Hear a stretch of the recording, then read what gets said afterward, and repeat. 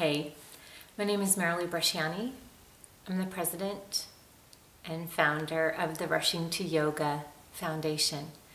This video is for the students in the Integrative Inquiry course, aka the Love curriculum.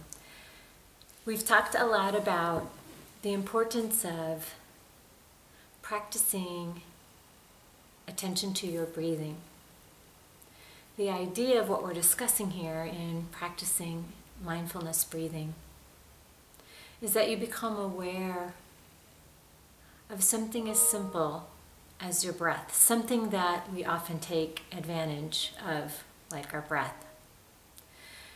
With this video, we're going to be practicing some yoga that follows a bit of Baron Baptiste's style, which he talks about here in his book, Journey into Healing, or also in his book, 40 Days to Personal Revolution. He talks a little bit about the yoga as well.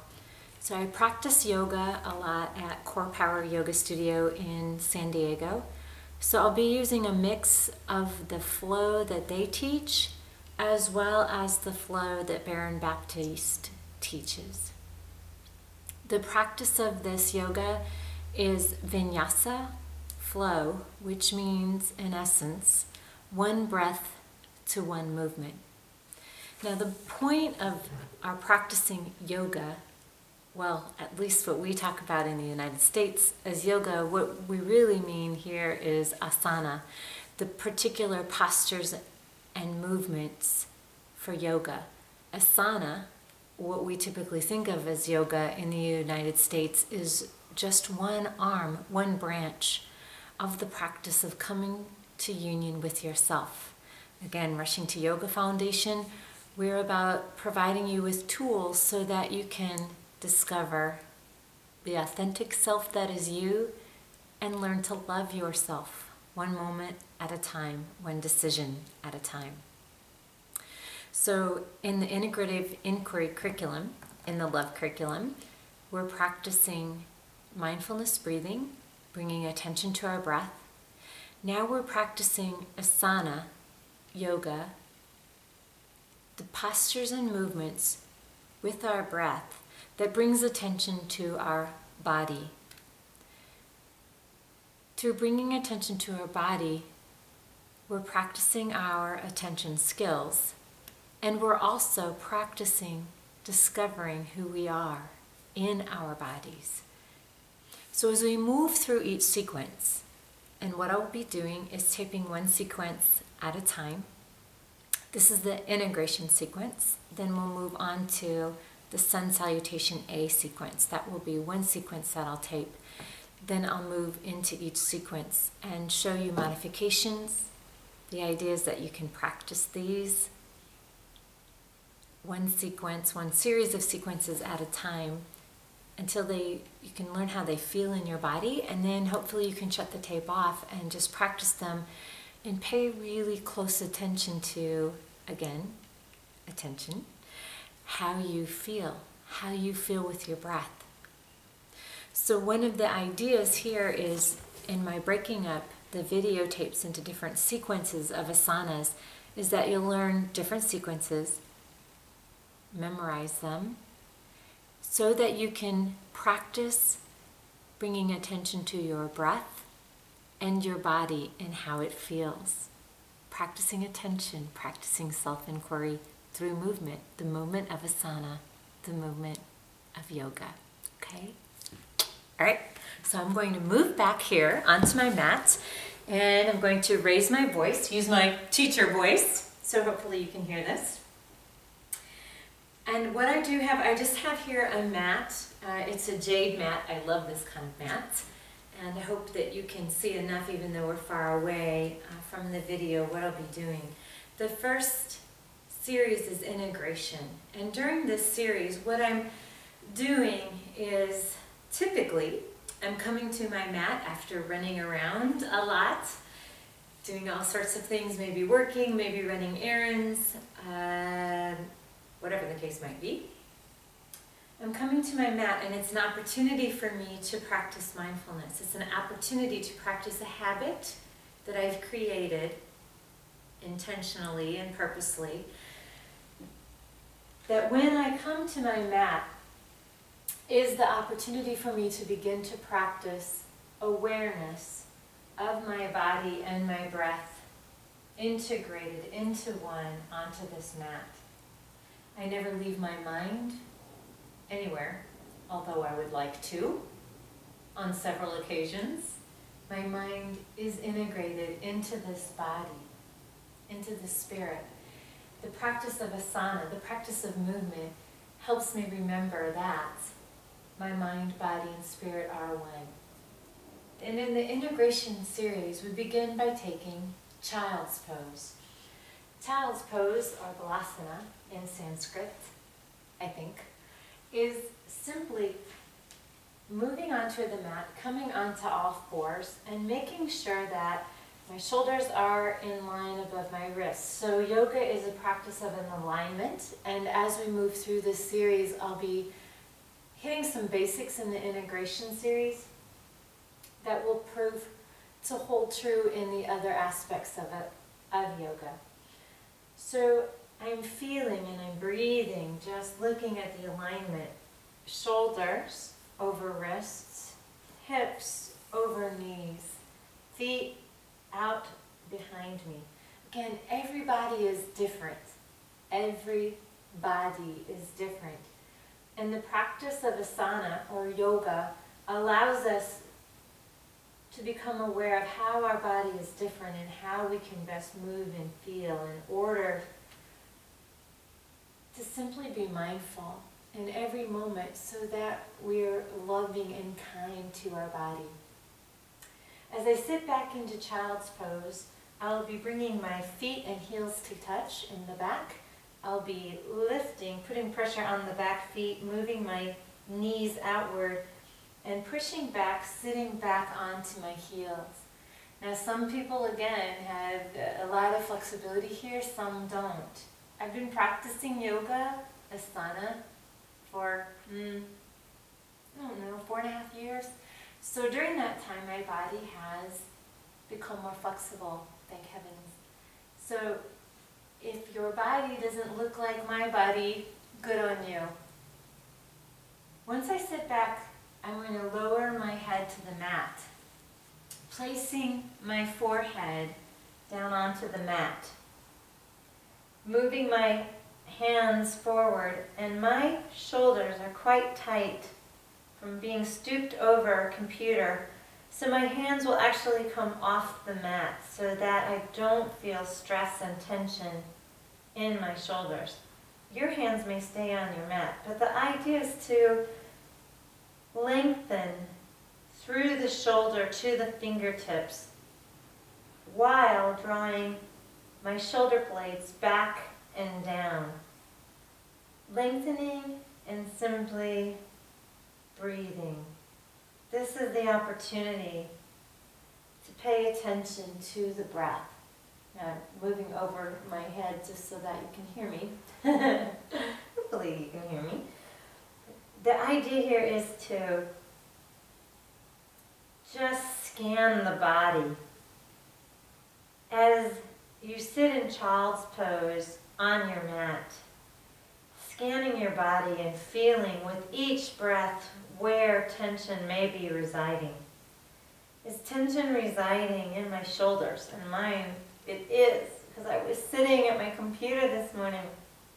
So I'm just going to bring some movement, loving movement into my shoulders and release the stress with each breath. I'm going to extend my hands forward and feel the tension in my hands from being coiled around a keyboard. And then I'm going to take my hands and push a little bit gently, though, back so my bottom is touching my heels more. I'm just feeling the opening behind here, through here, and all of the breath, just sending all of this breath into the body, integrating my mind that moves so quickly, and saying, hello, body. How are you? Looks sort of got caught up in my mind in the work this morning, so we're just scanning, feeling how we feel. And taking breaths in and out. Sometimes I like to roll my forehead back and forth, actually massaging my forehead. The energy source of Anja, the chakra for intuition, integration. Where for me, it seems that I process what is true, what is possible, and what is known. And you may sigh. Stay here for as long as it takes for you to feel that you're actually, your mind is in your body and your body is on your mat. Stay here until you feel all the sensations. And then once you've begun to feel the sensations, go ahead and return to a tabletop position to all fours. Again, all fours, shoulders aligned above the wrists, hips above the knees. And we'll just take a few cat-cows here. What a cat-cow is simply the movement of, as I breathe in, I drop my belly and extend my neck, feeling the stretch, and then breathing out, I exhale and arch my back like a cat, feeling, oh, I love that, feels so good. Feeling the stretch. Inhale. Arching, dropping my back like a swayed back cow or swayed back horse. Just exhale. Inhale. Cat. Arched cat. Exhale. Cow. Inhale. Cat. I often feel myself cough. Inhale. Just go ahead and breathe in and out. Because I'm stretching the Vishuddha chakra, place of creativity, expression. And I often cough when I first do this, which is a signal to me that I may not have been speaking my truth. I may not have been expressing what I feel or what I think in a healthy, conscious, compassionate way. So I just release that. Release any expression that hasn't been expressed as I come to union on my mat. Mind, body, spirit. Inhale. Exhale. Again, doing this until it feels comfortable. And then we'll push back up into downward dog. If downward dog feels uncomfortable to you, anytime I'm doing downward dog in the series, simply move back into child's pose. Just like that. Okay, tabletop, child's pose, tabletop, downward dog. Downward dog, yummy, yummy, yummy pose. But it didn't used to be when I first started doing yoga, so if it doesn't feel yummy to you, don't worry about it. I'm going to curl my toes underneath and lift my hips into the air. Then I'm going to make sure that my feet are hip-width distance apart while my hands are shoulder-width distance apart. Again, my shoulders are so tight from the way that I make a living, hunched over a computer, that I typically take them out a little farther. And what I'm doing here is making sure that my fingers are spread. My middle finger is facing, in essence, true north. Fingers are spread. My weight is spread out equal in all hands as I push back. My weight is equal in all fingers of my hand. Now I'm going to bend my knees so that I feel the tilt of my tailbone, lifting high, and then I'll straighten my knees. Don't worry if your heels don't touch the mat. Mine, some days they do, some days they don't. And then I often shake out my head, my neck, releasing all of that tension. And again, I just breathe here. I'm making sure that my shoulder blades are rolled back and down, and also that this part of my arm is twisted out so that the eyes of my elbows are facing forward and this part back in. Now I learned downward dog incorrectly when I first did it, so I'm unlearning some things that my body has memorized and relearning some things, and that's how life is. We learn some things that later we find out are not healthy for us. I thought that was the FedEx guy. So I'm breathing in and out, making sure my weight is equally distributed in my feet and my hands. Breathing in and out, just noticing where stress and attention may be occurring, where it's not occurring. On the next exhale breath, I'm going to step gently and lovingly forward, feet together. Now feet should touch for everyone, except I am a farm girl, a cowgirl, so my knees are knocked. Too much horseback riding makes me a good horseback rider, but not necessarily a perfect yoga posture. It doesn't matter, because there is no right or wrong, there just is. Paying attention to what feels right for you. So if I bring my feet together, then my knees splay out and I create a lot of tension here. So that's why my feet are slightly apart, but proper posture would be feet completely together. So again, the idea of asana is we're just bringing attention to our body, how it feels with our breath. And what I'm doing is I'm gently stepping forward. Everything is gentle and loving. Is I'm going to lift halfway. I want my back to feel as if you could place a cup of tea on it. So for me, making sure that my spine is elongated and my back is flat means that my hands won't touch the ground in front of me. If my hands touch the ground in front of me, maybe my back is still straight, but I feel it begins to collapse. I feel that my shoulders pull in rather than shoulder blades down and back. So in order for me to keep my shoulder blades down and back, I halfway lift and bring my hands to my shins to feel the support, to feel supported. I love yoga. It's this integration of support, being mindful of where I'm supporting myself in every move, in every breath. Isn't that beautiful?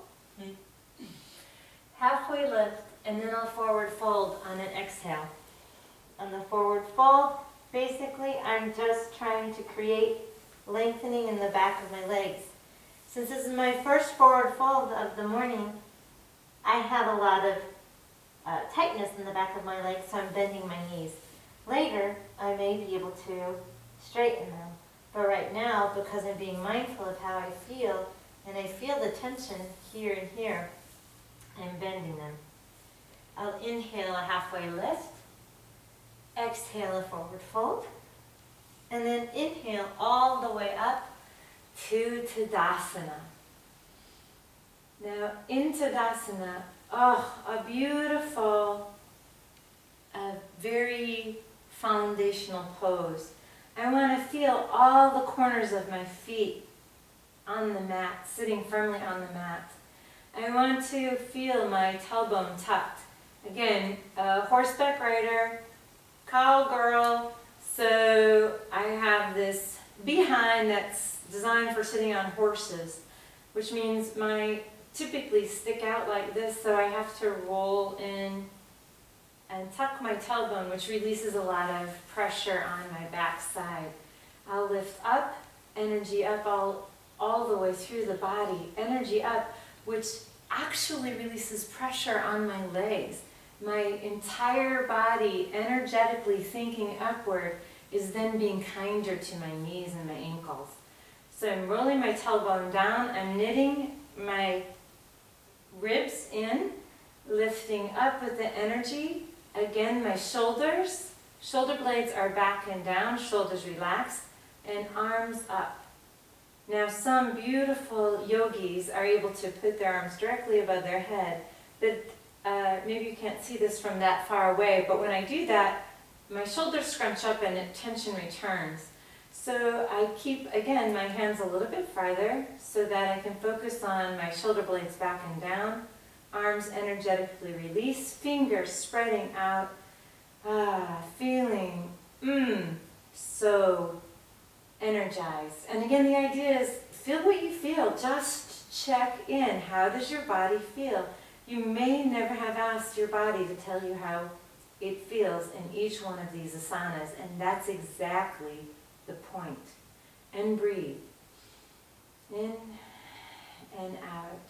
And then bringing hands to heart center. A devotional pose, and also an opportunity to balance again. When I press the palms of my hands together, I feel the support that the upper body is giving my lower body in simply standing at attention. Now often in the Baptiste power style yoga, we'll do 3 ohms here.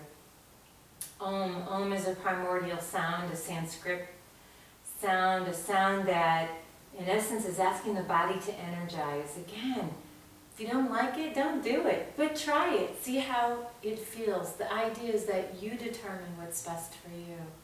So as I stand with attention to you, I will om. 3 rolling ohms. I'm inhaling breath into my lower abdomen, and on the exhale, I'll om. Okay, so I'm going to exhale all the breath out of my body first.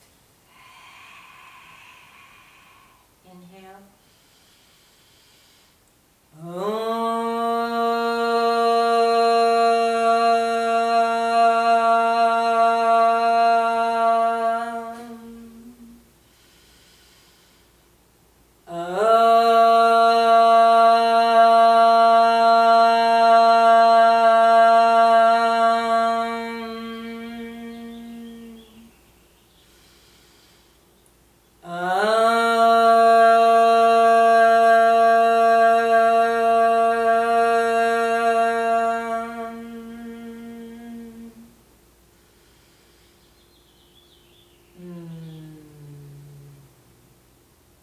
And if this is all the yoga you do in the morning or at night, you're doing your body a benefit. Checking in with your mind,